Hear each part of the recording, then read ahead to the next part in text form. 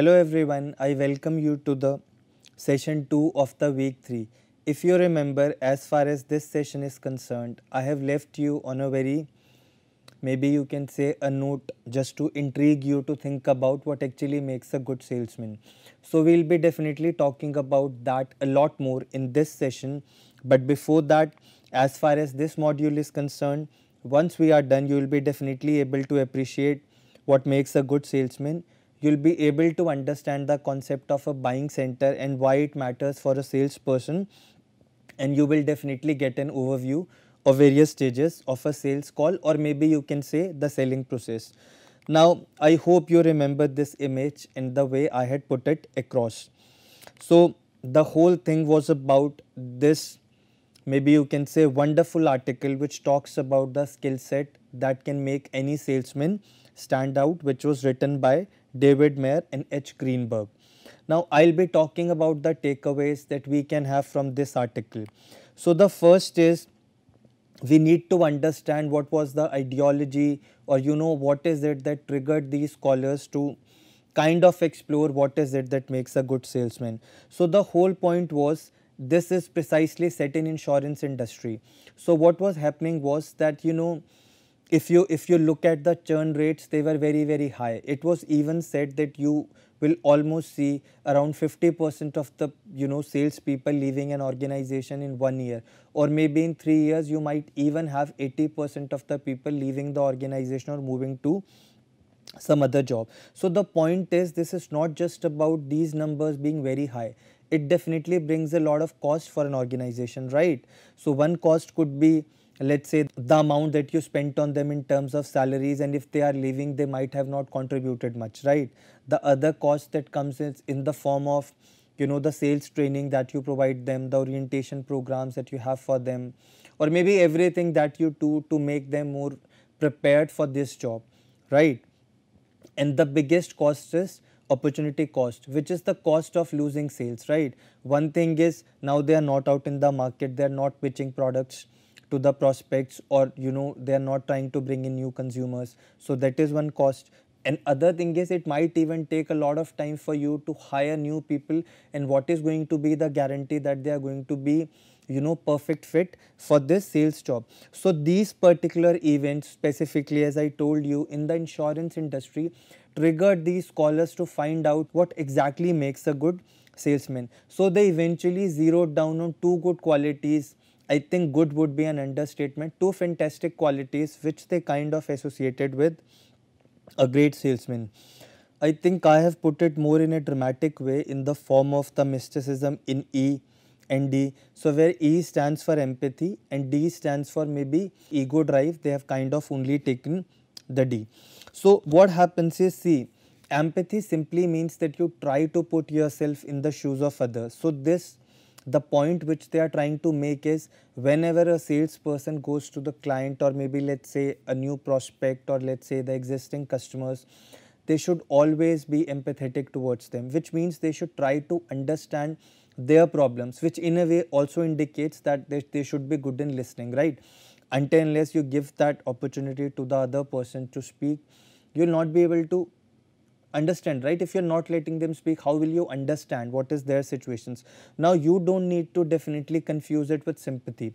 Sympathy kind of brings in more of an element of emotions, and you might even side the customer, in the sense like, if you get too sympathetic towards them with respect to their problems, you might even start feeling, okay, I don't think he should buy our product, even when there is a possibility that the product is going to be a best fit for them.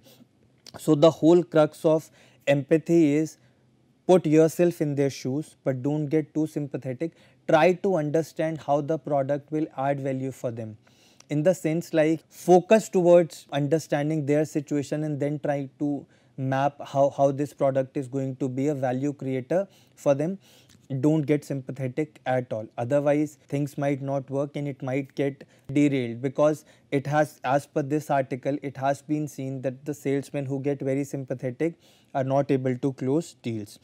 Now when they are talking about ego drive, what they are trying to say is that you should not have that thing of closing deals just with respect to making that money or that extra incentive that you might earn, what they are trying to say is, whenever you close a deal, it should satisfy your drive, which means you are doing it for yourself, not the customer, because it enhances your ego.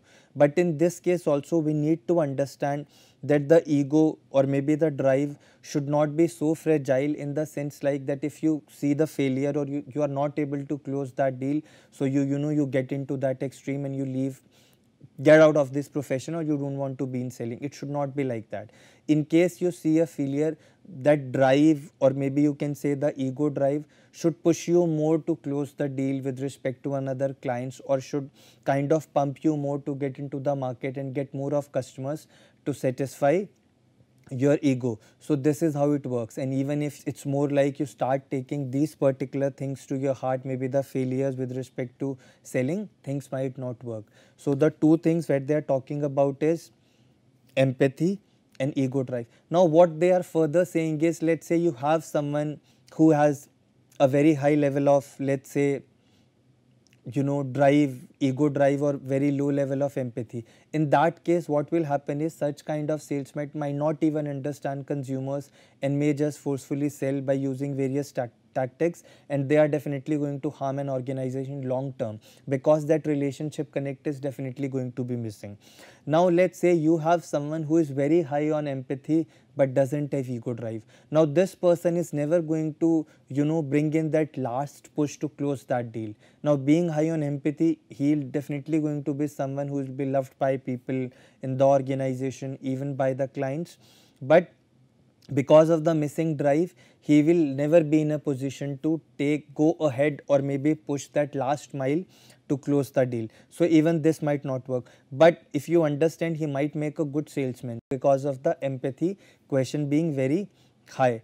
So in a way, if you talk about someone who is very high on empathy and low on drive, he might make a very good sales manager because of the relationship orientation he might have because of being on very high empathy.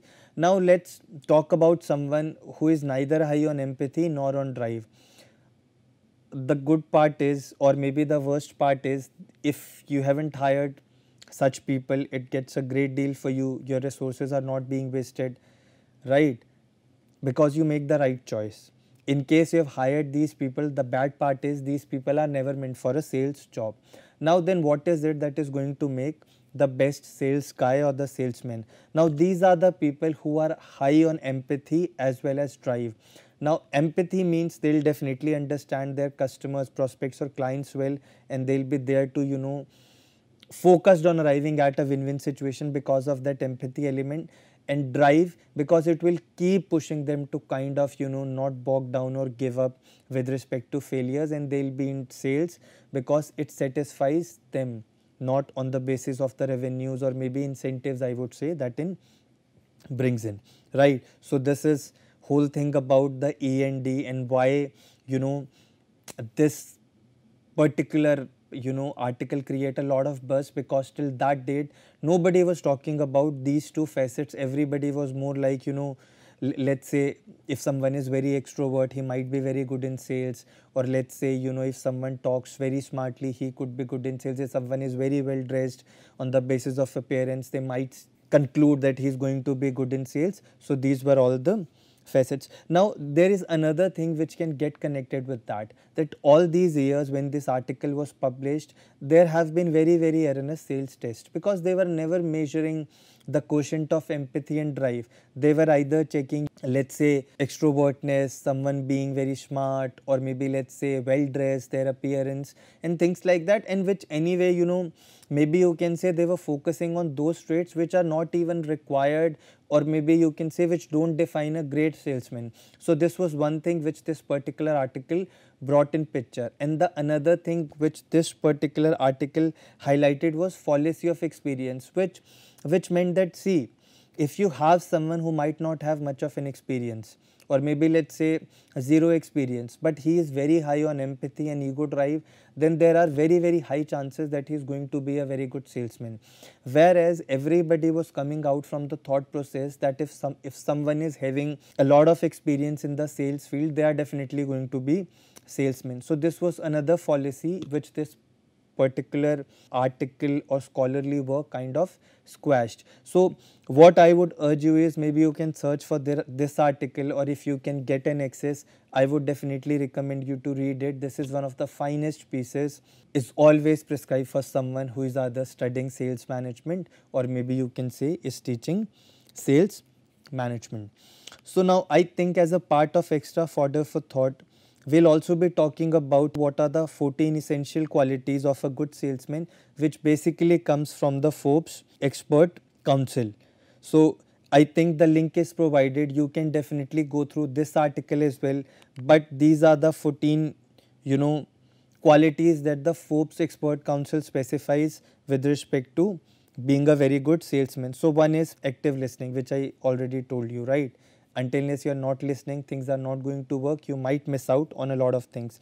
You should always focus on developing that emotional connection with your prospects, because see, many times consumers may not buy simply, or prospects may not buy simply on functionality. They might buy because of the emotional connection that you have developed. Always understand your product, or be very thorough about what are the functionalities of your product, as well as what is it that competitors is offering. What if the prospect asks you how your product is better than competitors? You should always have those answers. Have excellent interpersonal skills. Definitely you should be well versed with respect to striking a conversation, or maybe taking that conversation forward. Listening to the prospect or customer is definitely important, right? But meanwhile, you also need to be smart enough to kind of, by the way you talk, to indicate that comfort to the prospect that I am here to listen to you, and we'll be definitely working towards a value orientation with respect to what we offer to you. Approaching sales as a service. This clearly indicates that don't approach this profession with respect to earning, hitting a lot of targets and just making money. You should always look at it from the perspective of helping the people or solving their problems with respect to the businesses they are in. Putting yourself in their shoes. I don't think I need to explain this. It is all about being empathetic. Exhibiting emotional intelligence. See, emotional intelligence is more like you understand their emotions and you talk to them in that ways. See, because emotions can be very important cues with respect to dealing with people, or like maybe you can take it like this. If you understand with how you let's say the conversation or your discussion with the prospects is going on, and you realize that it might get agitated, then it is your responsibility with respect to reading those cues that you try to calm the prospect. The other thing is being honest with clients. Don't make false promises, whether it is your first meeting or if it is your prospect, customer or client, right? Be likable and trustworthy with your behavior, or maybe with respect to your non-verbal cues. You should always indicate, that the other person can have that trust on you. Show a commitment to growth. Now this can be looked at from both perspectives, from the perspective of an organization whom you are serving, and also with respect to the prospect that you are dealing with. Be positive, because sales field is all about seeing a lot of failures. Being relatable and knowledgeable. Now why being relatable matters? See, because you deal with a lot of people who could be coming from different cultures, different backgrounds, different thought processes. So until and unless you bring in that element of relatability, you might miss that connect, right? And indeed you are required to be knowledgeable, because you need to know everything, as we just spoke about your product, about competitors, even with respect to what is happening in that industry. See, if you are able to make the prospect or clients realize that how your product might add value, more value for them in future, because of the changes that might happen on various fronts, whether that is technology, economic policies and things like that, I think you'll be able to make a lot of difference. The last is building trust by asking questions. Asking questions is the key. Make the prospect or the customer realize that you are here to solve his problem, not just make that sale. Because I think we all know that many of times whenever a salesperson gets too pushy, they are always looked at with this perspective, no, because you want to sell me this product because you might be making more money by selling this option. But I think one thing we should not miss when we are talking about this Forbes Expert Council view is about their experts. So I would urge you to go and read this article. They specify everything with respect to these qualities which expert has proposed these. So I would again request you to go and read more about it. Now what I want you to understand is the concept of a buying center. You might be wondering why we need to study when maybe before understanding the sales process or stages of a sales call. See, the only reason is because a buying center or the people who kind of make up a buying center will definitely influence various stages of a sales call. Like I'll give you one example. If you want an appointment, you know, let's say with the prospects organization, or in order to meet someone who is in that influential position to take that decision whether the particular product will be purchased or not, or maybe let's say the machinery will be purchased or not, you might need to get in touch with the influencer or let's say the gatekeeper to get that information. So as I'll explain you all these facets, you will understand that how all these things will make a difference. Like other example could be, let's say the salesperson could be making the entire presentation to the buying center, and you might have the thought process that he might be making the presentation to just one person, or maybe let's say, you know, one representative. No, when we talk about the concept of team selling, whenever, you know, with respect to having different members, whenever a presentation is done, who will have different types of expertise with respect to handling doubts or maybe working on different things to get that deal done. Likewise, they also have a buying center, buyer's side, who is going to sit and evaluate the products in various facets related to it. Now, a buying center simply indicates all those members of an organization who will be responsible for taking purchase decisions. Now, this is the team which a salesperson need to satisfy or kind of, you know, positively influence to get the deal done, because these are the members who will eventually sit and decide, as I said, whether the product will be purchased or not. Now, one person that you have in the buying center is an initiator, one who begins the process of considering a purchase. Now, he is the one who will specify we need these products, right? Let's say you might have a production manager who might recommend, no, we need to change this machinery because it is bringing in a lot of cost and it's not very efficient. Now that might kind of, you know, stimulate the organization to look for alternatives and find out the new or upcoming technologies which can kind of provide them what they are looking for. The other party to buying center which you can have is an influencer. Now he is someone who will persuade the other members in a buying center. He might influence the choice criteria. Now he could be anyone. He could be, let's say, someone who is close to decider, or who is close to buyer, or who is someone who might have a lot of experience in the organization or has spent a lot of time in the organization. He could also be one of the board members. Anyone who, you know, who is considered to be influencing what will be purchased, or technically if you want to understand, who might influence the choice criteria, in the sense like he might, you know, come up with this thought process, no, we can't buy this much expensive, or we'll only rely on, let's say, this technology, or he might say we'll only buy make in India, right? So that will again squeeze, you know, the options that the organization will have. So the other participant or party to buying center could be decider, someone who holds the power or financial authority to take decisions. Now this is again very important. Just imagine a salesperson spent all his time giving 10 presentations or 5 presentations to someone who did not have authority. Now this gets very tricky. It's not like a salesperson can deny giving presentation, but he also needs to figure out and catch hold of the person who will be eventually deciding. Otherwise, what is the point? Because see, what is the point of convincing someone who might not have that authority, or maybe, you know, that power to take the final call? The other participant is going to be buyer, the one who facilitates the buying process. In a way, he'll be making arrangements for the meetings, you know, he'll call suppliers, or kind of day-wise schedule when they are going to come, or will make payments as well. Now the other is user, who will eventually be using the product. As I gave you the example of machinery, we might have the workers, or maybe let's say the staff, or maybe say the foreman, who will be kind of, or the leader who will be using that machinery on the field. The last one is gatekeeper. Now gatekeeper is very important these days. He is someone who controls the flow of information. Let's say I'll give you one example. Let's say if there is a certain product that we want to send to a school, just imagine who is going to be the gatekeeper. Think about it. Now this could be the security person who stands outside or maybe stays there near the gate.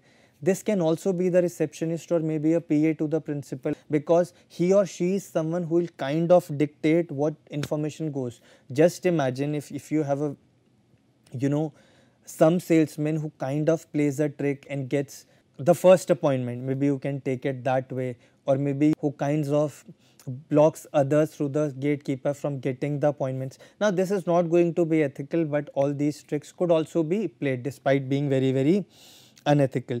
So again I'll explain you, or maybe we can say the biggest question is why we need to understand the concept of a buying center for comprehending the selling process.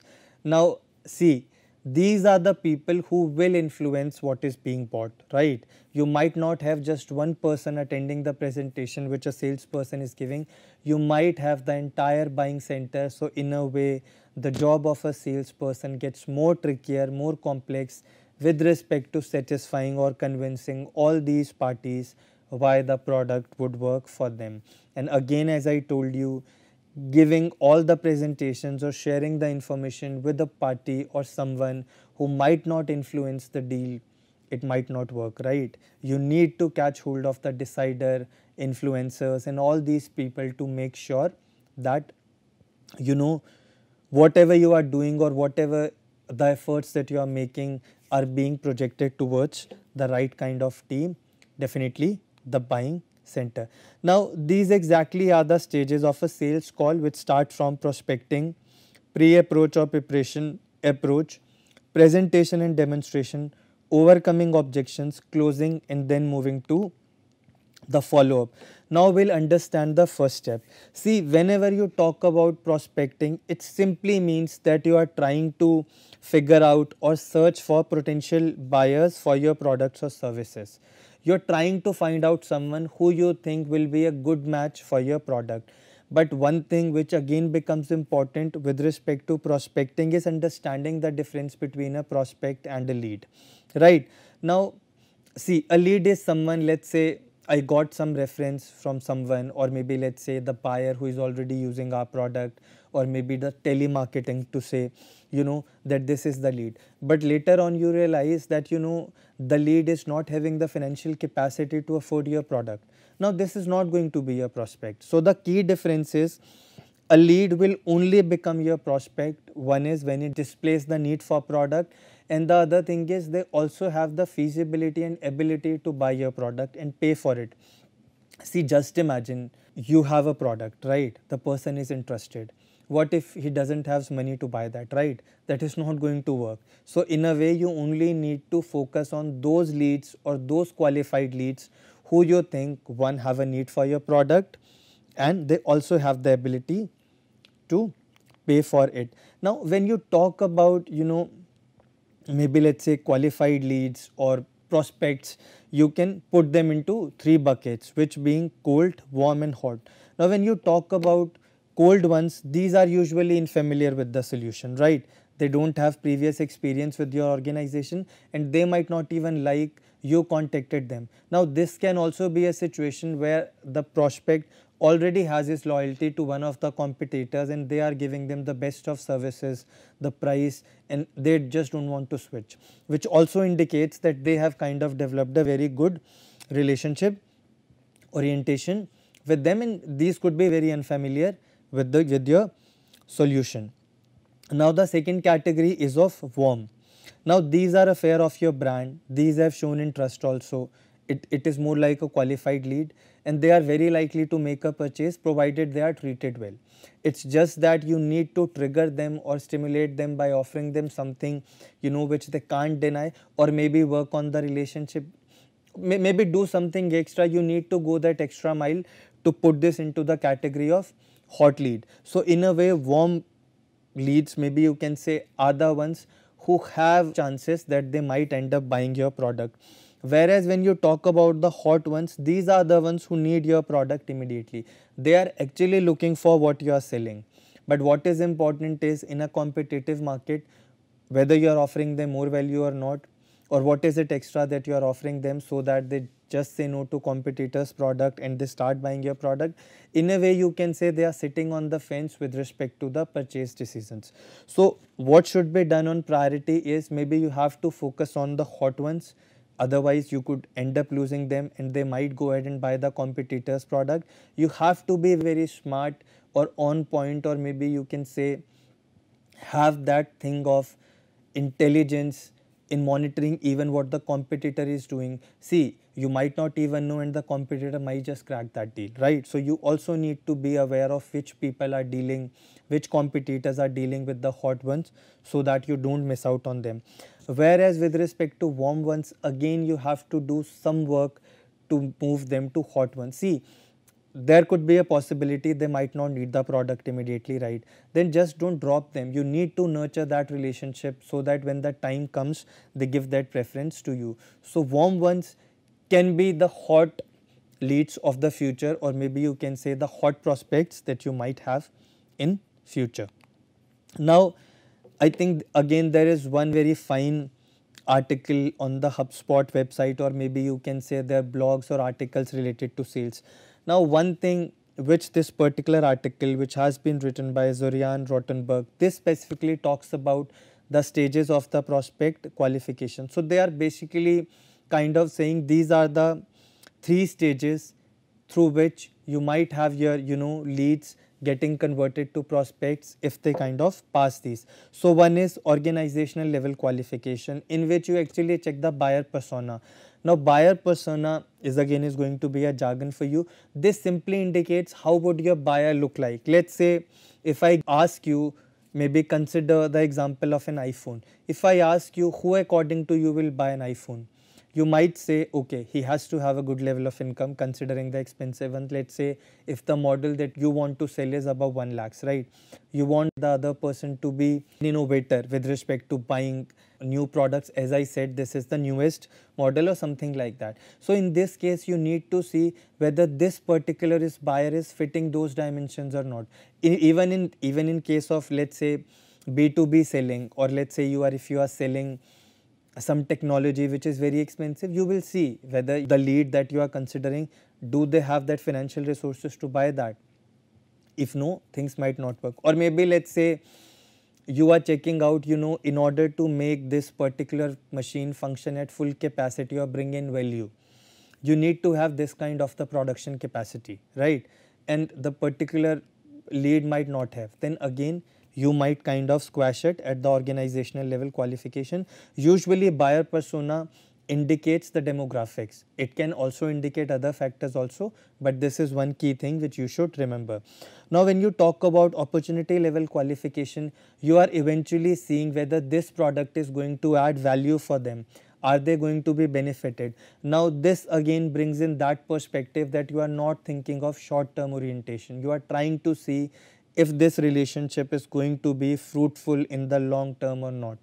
And the other thing which you check in opportunity level qualification is whether this person has the feasibility or resources to kind of buy your offering or not. Now the third stage is you try to check it the stakeholder level qualification, which again indicates whether if you go ahead, you are doing the communication with the right person or not, whether they have the authority to buy that product or not. As I was telling you, the concept of buying center, stakeholder level qualification is definitely has to do a lot more with buying center. If you keep giving presentations, sales presentation to the wrong persons who might not impact the decision, things might not work. See, just imagine if I want to sell a smart solution, right, to a school. Rather than giving presentations to the principal and board of members of that school, I keep giving it to some individual faculties, and that too who have joined recently, who might not even impact that decision. Just imagine they might not have that authority to kind of push, or have a larger say in whether the product would be purchased or not. So these are a few things that we need to consider. In this case also, I would urge you to go and read this particular article. Now you might be wondering, we spoke about prospect qualification. We also understood, these parameters of how a prospect is different from lead. But another thing which becomes important is why you need to do prospecting on regular basis. See, you will definitely need more customers to kind of enhance your sales and profits, or maybe to arrive at a break even. But the other key important thing is you will always have your customers, or maybe you, like, let's say your clients, switching to competitors. Let's say if they offer them something which they can't deny, or maybe a new technology came which was better for your customer, or even clients who have been doing business with you in long term. So it is only through prospecting that you will have that pipeline in which you can reach out to new people who might become your customers, or maybe your clients or advocates in long term. So this is again one facet. You need to deal with those defections in order to survive in the market. Now, various methods that are basically used for prospecting is referrals from existing customers. They might pass on you some leads, maybe the people they might know, and whenever you are in one industry, you will definitely know some people who will be doing the same business, so they can be a way to kind of chalk out some leads, and we'll see whether they can be our prospects or not. People in your circle, now this will be product dependent. We all know the people who are in insurance business, the first policy they sell is always in the family, right? So in this case also we might reach out to people who are in our circle, and in a way it is more difficult for them to say no also, right? Trade fairs and trade shows. Let's say if you have come up with the technology, let's say for manufacturing maybe a very advanced photocopier machines, then you might attend or display your products in trade fairs where the people who can use these products will be coming. So this can be one way. Vendors and distributors, you can also reach out to these people and ask for some references that you can kind of contact or get hold of or reach out with respect to prospecting. You can check out directories, yellow pages and all these directories which kind of provide a lot of information about people. Let's say if I want to sell some chemical solution or something like that, then I can use those directories which specify the chemical distributors, and I can reach out to them. Cold canvassing or cold calling simply means, okay, let's understand this with this thing. You will be receiving, some time or the other calls from, insurance policy agents, banks to they pitch you credit cards, things like that. That is considered as cold canvassing, when we randomly reach out to people and see if they show interest in our product or not, right? But if your product is very niche or specific, then even cold calling should be done with or maybe done after matching the buyer persona. Now, bird dogging is more like you have someone and to whom you are paying something, and he is kind of finding out the prospects for you. So the whole idea of prospecting, as I told you, is to build a pipeline and kind of keep that cycle going of reaching out to people, so that if you reach out to maybe let's say 100 people, I'm just saying this randomly, you might find some good leads and eventually you might close some deals. So in the next session we'll be looking at another stages of prospecting. I hope you definitely found this lecture enriching. So I'll be seeing you in the third session, where we'll be digging more into this particular facets of the stages of a sales call, and we'll be also looking at a very different exciting perspective about how these have transformed or how these has evolved in the present times with respect to sales dynamics. And one more thing, we'll be talking about Amazon Go stores, and I'll have a question for you with respect to that. Thank you.